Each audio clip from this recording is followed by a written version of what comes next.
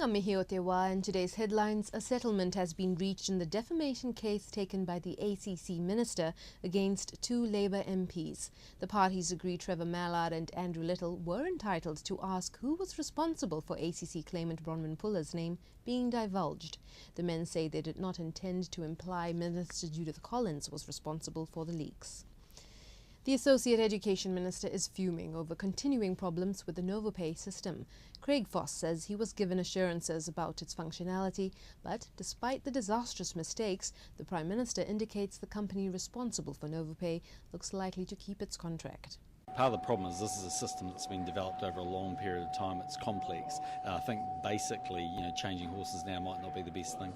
Potential changes to minimum wage reviews have Labour worried.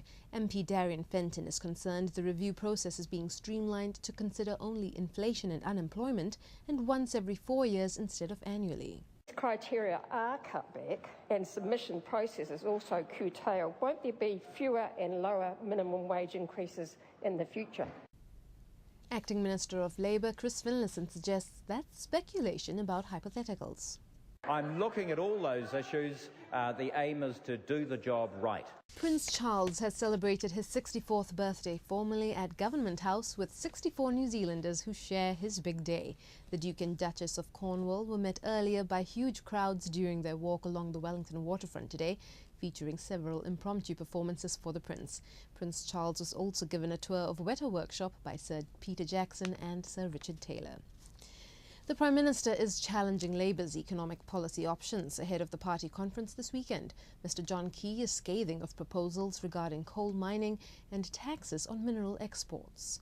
Parts of the Australian economy that are booming are related to mining. The Labor Party want to ban mining. $53 million remains in the global Christchurch quake appeal launched 15 months ago. It raised just over $100 million, $76 million of which has been received and another $24 million has been pledged. Funds have been allocated to heritage and culture projects, while the shipping container mall, sports clubs, spiritual and youth projects will also benefit.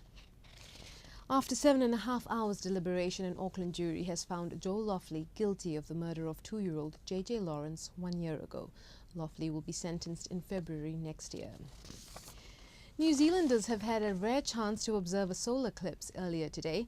The event can be quite spectacular depending on where in the world you are. And Dr. Claire Bretherton from Wellington's Carter Observatory says they had a good show. Pretty rare that you manage to see something this significant here in New Zealand. Here in Wellington, 76% of the sun's disk was covered by the moon, and further north towards Auckland, almost 90% of the disk was covered. A Kiwi expedition team has scaled the previously unclimbed peak in northeastern Nepal. The New Zealand Alpine Club says it's another note for the history books of New Zealanders achieving great feats in the Himalayas. Preparations for military handover in Afghanistan have begun in earnest. 11,000 Afghan soldiers and non-commissioned officers are learning guerrilla warfare to read and train on NATO weapons. Analysts doubt the local army will be ready to take over the country's fragile security structure before international combat forces leave in 2014. Russia has sent supplies to American communities struggling to recover from recent storms. 2 emergency ministry cargo planes took off yesterday heading to New York. They're carrying 27 tons of blankets and first aid supplies, which will be delivered to the worst hit areas on the U.S. East Coast. Kanuinga karere matua mai te whare kōrero rima mauri ora.